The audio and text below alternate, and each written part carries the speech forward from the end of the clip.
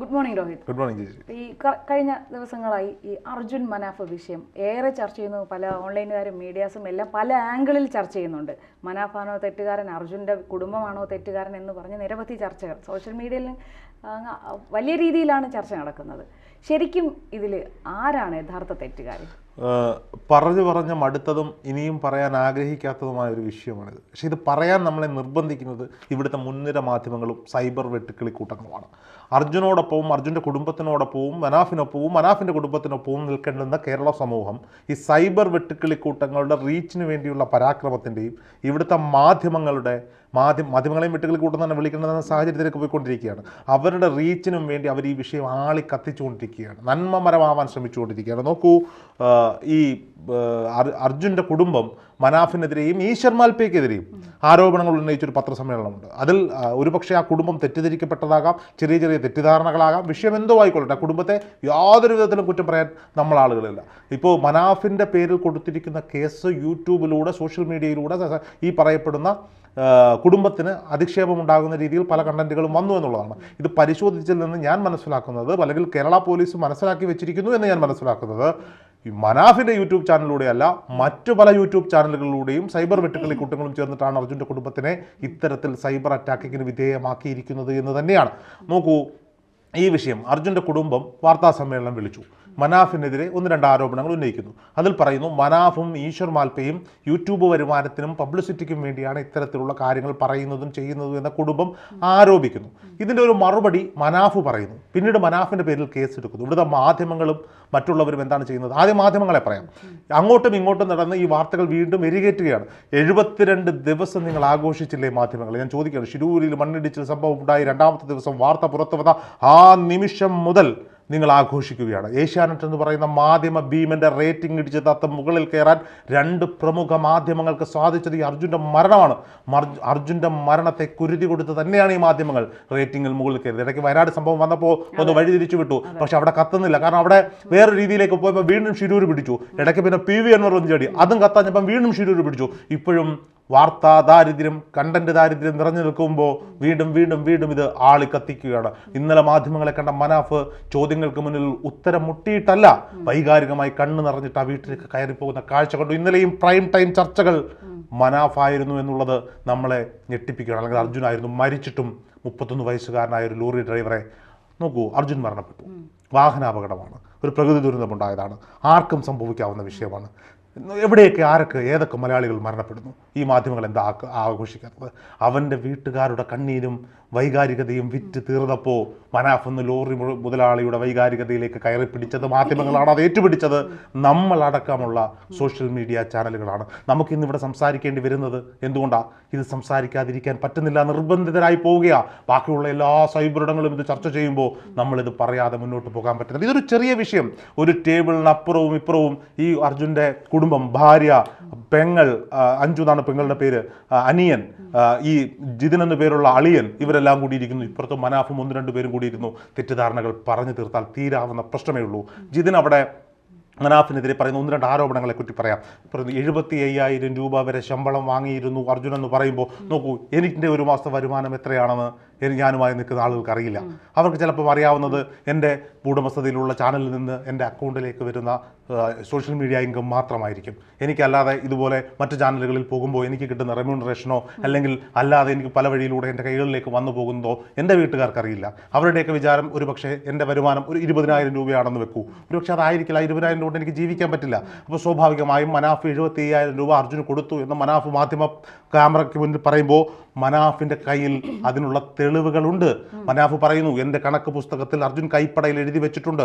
ഒരു മാസമെങ്കിലും കൊടുത്തതായിട്ടൊരു കണക്ക് ഉറപ്പായും. അപ്പൊ തൊട്ടടുത്തിരിക്കുന്നവൾ തിരുത്തി പറയുന്നുണ്ട്, മനാഫ് വൈകാരികമായി പറഞ്ഞതാണത്. ചില മാസങ്ങളിൽ കുറവായിരിക്കാം, ചില മാസങ്ങളിൽ കൂടുതലായിരിക്കും. ഒരു ആവറേജ് കണക്കാണ് അവർ പറയുന്നത്. അപ്പോൾ ഇന്നലെ ഒരാളെന്നോട് ചോദിച്ചു, ഒരു ലോറി ഡ്രൈവർക്ക് 70,000 രൂപ വരുമാനം ഉണ്ടാക്കാൻ പറ്റും. ഇൻഡസ്ട്രേറ്റ് ഓടുന്ന വണ്ടിയാണ്, അവന് ബാറ്റയുണ്ട്, ശമ്പളമുണ്ട്, കമ്മീഷനുണ്ട്. ഇത്തരത്തിലുള്ള പണം ഉണ്ടാക്കിയെടുക്കാൻ പറ്റും. ഈ മാധ്യമങ്ങൾ തന്നെയല്ലേ വാഴ്ത്തിപ്പാടിയത് അർജുൻ മാസത്തിൽ 4-5 ദിവസം മാത്രമാണ് വീട്ടിൽ നിൽക്കുന്നത്, ബാക്കി 25 ദിവസവും ജോലി ചെയ്യുന്ന ഒരു ഡ്രൈവറെ കൊണ്ട് 75,000 രൂപ ഉണ്ടാക്കാൻ പറ്റും. ആ ചെറുപ്പക്കാരൻ ഉണ്ടാക്കിയിട്ടുണ്ട് എന്ന് മനാഫ് പറയുമ്പോൾ അതും കുറ്റമായി വീട്ടുകാരെടുത്ത് പറയുന്നത് ഒരു തെറ്റിദ്ധാരണയുടെ പുറത്താകാം. മനാഫ് യൂട്യൂബ് ചാനൽ ഉണ്ടാക്കി റീച്ച് ഉണ്ടാക്കാൻ ശ്രമിച്ചു എന്ന് പറയുമ്പോൾ ഈ പ്രശ്നങ്ങൾ ഈ അർജുൻ്റെ കുടുംബം പ്രതികരിക്കുന്നത് വരെ മനാഫിൻ്റെ യൂട്യൂബ് ചാനലിൻ്റെ സബ്സ്ക്രൈബേഴ്സിൻ്റെ എണ്ണം എത്രയാണെന്ന് നമുക്കറിയാം. ഇന്നത് 3.5 ലക്ഷം കഴിഞ്ഞ് 4 ലക്ഷത്തിലേക്ക് കടന്നുകൊണ്ടിരിക്കുകയാണ്. സിൽവർ പ്ലേ ബട്ടൺ വരാൻ പോകുന്നു മനാഫിന്. മനാഫ് അതിൻ്റെ മോണിറ്റൈസേഷൻ എനേബിൾ ചെയ്തിട്ടില്ല. ഞാൻ മനസ്സിലാക്കുന്നത് 2012 തുടങ്ങിയൊരു പേജാണ്. ഷിരൂരിൽ ഈ മണ്ണിടിച്ചിലുണ്ടായപ്പോൾ ഇന്നലെ ഞാൻ അവിടെ ഉണ്ടായത് രേവത് ബാബു എന്ന് പറയുന്ന പയ്യനുമായി സംസാരിച്ചപ്പോൾ അവൻ എന്നോട് പറഞ്ഞത്, ചേട്ടാ മാധ്യമങ്ങൾ ദൂരെ നിന്നുകൊണ്ട് കയറ് കിട്ടി, ലോറി കിട്ടി, പിന്നെ അർജുൻ ജീവനോടെ ക്യാബിലുണ്ട് എന്നൊക്കെ പറഞ്ഞ വാർത്തകൾ വന്നപ്പോഴാണ് മനാഫിന് വേണ്ടി അർജുൻ മാൽപ്പയുടെ സംഘമാണ് ഈ യൂട്യൂബ് ചാനൽ റെഡിയാക്കി കൊടുക്കുന്നത്. അത് വീണ്ടും വർക്ക് ചെയ്ത് വീഡിയോ ഇടാൻ പരുവത്തിലേക്ക് ആക്കി കൊടുക്കുന്നത്. അവിടെ നടക്കുന്ന സംഭവങ്ങൾ സത്യസന്ധമായ ആളുകളിലേക്ക് എത്തണം എന്ന മനാഫിൻ്റെ പിടിവാശിയായിരുന്നു യൂട്യൂബ് ചാനലിന് പിന്നിൽ. മോണിറ്റൈസേഷൻ എനേബിൾ ചെയ്ത് അതിലേക്ക് പൈസ വന്നു തുടങ്ങിയിട്ടില്ല. അതിനുള്ള കാറ്റഗറിയും അതിനുള്ള കാര്യങ്ങളുമായിട്ടുണ്ടാകും. അവരത് ചെയ്തിട്ടില്ല. 2, കർണാടകയിൽ കിടക്കുന്ന ഈ പറയപ്പെടുന്ന മാൽപ്പയ്ക്ക് കേരളത്തിൽ പബ്ലിസിറ്റി ഇട്ടിട്ട് കാര്യമൊന്നുമില്ല. മാൽപ്പയുടെ വീട്ടിൽ 3 പെൺകുട്ടികളാണ്, ഭിന്നശേഷിക്കാരായ പെൺകുട്ടികൾ. മാൽപ്പയുടെ അമ്മ മരിച്ച ദിവസങ്ങൾക്കിപ്പുറമാണ് മാൽപ്പയെ ആഴങ്ങളിലേക്ക് ഊളിയിട്ട് അർജുന് വേണ്ടി തിരച്ചിലിറങ്ങിയത്. അതിലൂടെ ഇവർക്ക് പബ്ലിസിറ്റി കൊടുത്തതാരാ? മാധ്യമങ്ങളാണ്. മാധ്യമങ്ങൾക്ക് റീച്ച് കിട്ടണം. അങ്ങനെ ഓരോ വിഷയവും ഇങ്ങനെ ഇഴകീറി പരിശോധിച്ചാൽ നമുക്ക് മനസ്സിലാകും ഇതിനകത്തൊന്നുമില്ല. ഉള്ളിതൊലിച്ച വിഷയം, മാധ്യമങ്ങൾ ഉണ്ടാക്കിയെടുത്ത വിഷയം. ഒരു സവാള എടുത്ത് വെച്ച് തൊലിച്ചു എന്ന് പറയുന്നത് ചിലത് തെറിയാം. പൊളിച്ച് ചെല്ലുമ്പോൾ അങ്ങേയറ്റത്തൊന്നും ഉണ്ടാകില്ല എന്ന് പറയുന്നത് പോലെയുള്ള ഒരു സംഭവമാണിത്. അർജുൻ മരണപ്പെട്ടു, സത്യമാണ്. മനാഫിന് ലോറിയും തടിയും നഷ്ടപ്പെട്ടിരിക്കുന്നു. മനാഫ് വലിയ കള്ളക്കടത്തുകാരനാണെന്നും അതിൽ സ്വർണ്ണമുണ്ടെന്നും കള്ളപ്പണമുണ്ടെന്നും പറഞ്ഞെടുത്ത് ലോറി വലിച്ച് കീറി പരിശോധിച്ചു. ഒന്നും കിട്ടിയില്ല. ഈ ആരോപണങ്ങളെല്ലാം ഇപ്പൊ തുടങ്ങിയതല്ല. നേരത്തെ തന്നെ ഈ പ്രവർത്തനങ്ങൾ നടക്കുമ്പോൾ തന്നെ ഈ സൈബർ ലോകത്ത് ചെറിയ ചെറിയ രീതിയിലുള്ള ഇപ്പൊ പറഞ്ഞില്ലേ ലോറിയിൽ എന്തുണ്ടായിരുന്നു എന്ന അതിന് കാരണം എന്താ? അതിന്റെ ഒരൊറ്റ കാരണമേ ഉള്ളൂ. മനാഫിന്റെ പേര് മനാഫാണ് എന്നുള്ളതാണ്. ഒരു മുസ്ലിം നാമധാരിയാണ് മനാഫ് എന്നുള്ളത് മാത്രമാണ് വിഷയം. അർജുന്റെ ലോറിയുടെ ഉടമയുടെ പേര് വാസുദേവൻ പിള്ളയെന്നോ സുദേവൻ എന്നോ കരുണാകരൻ എന്നോ ആയിരുന്നെങ്കിൽ ഈ വിഷയം ഉണ്ടാകുമായിരുന്നില്ല. നിരവധി പേർക്ക്, ഇപ്പൊ മാൽപ്പെ ഉൾപ്പെടെ നിരവധി പേർക്ക് ഔദ്യോഗിക സ്ഥാനത്ത് നിൽക്കുന്നവർക്ക് ഉൾപ്പെടെ നേരത്തെ വിമർശനങ്ങൾ ഏറ്റിരുന്നു. അതൊന്നും ഇത്രയ്ക്ക് കത്തിക്കേറിയില്ല. അതിന്റെ കാരണവും ഇത് തന്നെയാണ്. ഇപ്പോഴും മാൽപ്പയ ദയവ് ചെയ്ത ആ മനുഷ്യനെ വെറുതെ വിടണം. അത്രയും കാര്യമായി അവിടെ ചെയ്ത മനുഷ്യനെ വെറുതെ വിടണം. ഇന്നലെ ഞാൻ പറയാണ്, മാൽപ്പയ്ക്കെതിരെ ഉന്നയിച്ച ആരോപണങ്ങൾ ഒരു പ്രശ്നവുമില്ല. ഇത് ആ കുടുംബം എങ്ങനെയോ ഉണ്ടായ ഒരു തെറ്റിദ്ധാരണ. ഇനി സെൻഡ് ഓഫ് പാർട്ടി നടത്തി എന്ന് പറയുന്നു. മനാഫ് കഴിഞ്ഞ ദിവസം ഈ രേവത് ബാബു എന്ന ചെറുപ്പക്കാരനെ ചേർത്ത് പിടിച്ചുകൊണ്ട് പറഞ്ഞൊരു വാചകമുണ്ട്, ഇവന് ഞാൻ ഒരു നേരത്തെ ആഹാരം വാങ്ങിക്കൊടുത്തതാണ് ഈ സെൻഡ് ഓഫ് പാർട്ടി എന്ന് പറയുന്നത്. ഞാൻ ഇന്നലെ രേവതിനോട് ചോദിച്ചു എന്താണ് രേവതി അതിൻ്റെ കാര്യം. അപ്പോൾ രേവതി പറഞ്ഞു, ചേട്ടാ ഞാൻ 65 ദിവസം ഓടെ ഉണ്ടായിരുന്നു, നീ എന്തിനാ അവിടെ പോയെന്ന് ചോദിക്കുമ്പോൾ പല കാരണം. അപ്പം രേവത് ബാബു എന്നൊരു വിവാദങ്ങളിൽ ചെന്നപ്പെടുന്ന ഒരാളാണ്. ഈ അവസാന ദിവസം ഈ ഇടയ്ക്ക് മനാഫിനോട് ഒരു ദിവസം പറഞ്ഞു, ചേട്ടാ ഒന്നും കഴിച്ചില്ല. മനാഫ് ആഹാരം വാങ്ങിക്കൊടുത്തു. പിന്നീട് ഈ മനാഫിൻ്റെ യൂട്യൂബിൽ ലൈവ് ഇടുമ്പോൾ പലപ്പോഴും ഇവൻ്റെ കയ്യിലായിരുന്നു ഈ ഫോൺ ഉണ്ടായിരുന്നെന്ന് അവൻ പറയുന്നുണ്ട്. അവസാനം പോകാൻ നേരം അർജുനെയൊക്കെ കെട്ടി നാട്ടിലേക്ക് പോകണം. അപ്പം മനാഫിനോട് യാത്ര പറഞ്ഞപ്പോൾ അവൻ ചോദിച്ചു, എങ്ങോട്ടാ പോകണേ?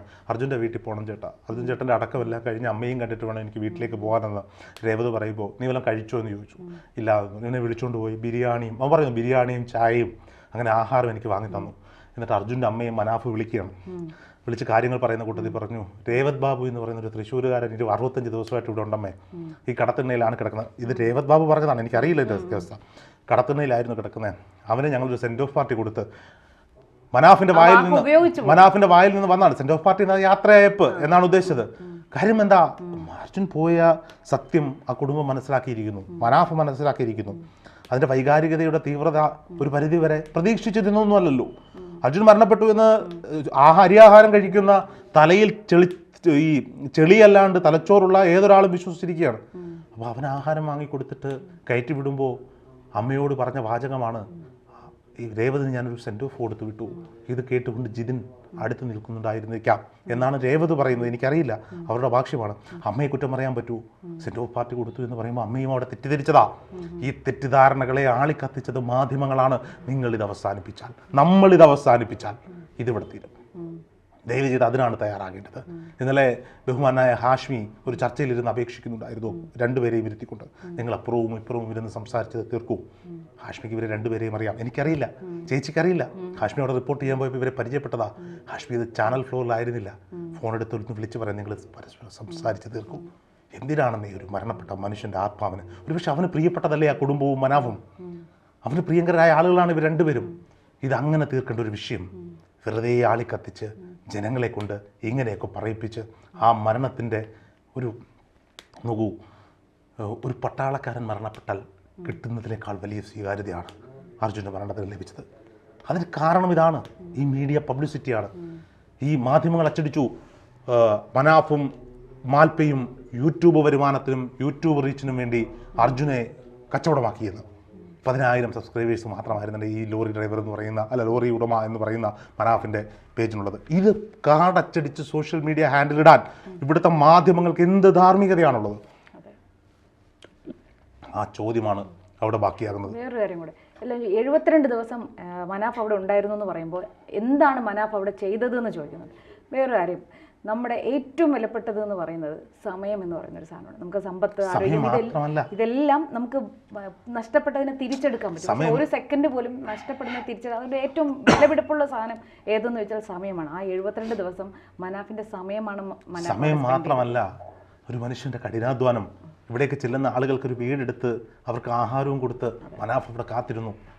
മനാഫ് അടി വാങ്ങിയില്ലേ പോലീസുകാർ അറിയുന്നത്? ഇവിടുന്ന് ആളുകളെ കോർഡിനേറ്റ് ചെയ്ത് അവിടെ കൊണ്ടുപോയില്ലേ? ഇതിനൊപ്പം നിന്നില്ലേ? മനാഫാണോ അങ്ങോട്ട് ചെന്ന് ഏതെങ്കിലും മാധ്യമങ്ങളോട് എനിക്ക് ഇങ്ങനെ പറയണമെന്ന് പറഞ്ഞത്? അല്ല, നിങ്ങൾ നീട്ടിയ മൈക്കുകൾക്ക് മുന്നിലാണ് മനാഫ് സംസാരിച്ചത്. നിങ്ങൾ നീട്ടിയ മൈക്കുകൾക്ക് മുന്നിലാണ് കുടുംബം സംസാരിച്ചത്. ഇതിൻ്റെ ഉത്തരവാദി നമ്മളടങ്ങുന്ന മാധ്യമവർഗങ്ങളും സൈബർ വെട്ടിക്കിളി കൂട്ടങ്ങളും ആർക്കെതിരെയും വർഗീയ അധിക്ഷേപം നടത്തുന്ന ഇവിടുത്തെ സൈബർ ഇടങ്ങളിലെ കുരുപ്പുകളും തന്നെയാണ്.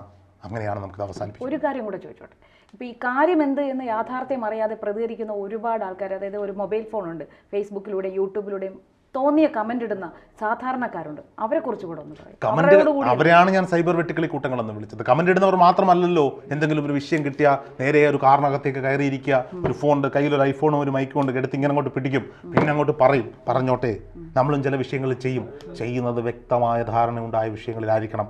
അല്ലാതെ ഇപ്പം മനാഫിനെതിരെ എടുത്തിരിക്കുന്ന കേസിൽ വർഗീയ ലഹള ഉണ്ടാക്കാൻ കാരണമാകുന്ന ചർച്ചകൾ എന്നൊരു വകുപ്പെടുത്തിട്ടുണ്ട് ഇന്ത്യൻ ഭാരതി പുതിയ നിയമസംഹിത വെച്ചിട്ട്. അതെടുക്കേണ്ടത് ഇവർക്കെതിരെയല്ല, ഇത്തരം യൂട്യൂബർമാരെ, ഇത്തരം സോഷ്യൽ മീഡിയ വെട്ടിക്കിളിക്കൂട്ടങ്ങളെ കണ്ടെത്തി അവരുടെ എല്ലാം പേരിൽ ഒരു തവണ കേരള പോലീസ് കേസെടുത്താൽ അവസാനിപ്പിക്കാവുന്ന വിഷയമാണ്. മതം തിരഞ്ഞു പോകരുത്, മഴ കഴിഞ്ഞാൽ കുടയൊരു ബാധ്യതയാണ് എന്നൊക്കെ പറയും. പക്ഷേ ബാധ്യതയായ കുടയും മടക്കി സൂക്ഷിച്ച് അങ്ങോട്ട് മാറ്റിവെച്ചാൽ ആ കുട എന്നും ഉപകരിക്കും.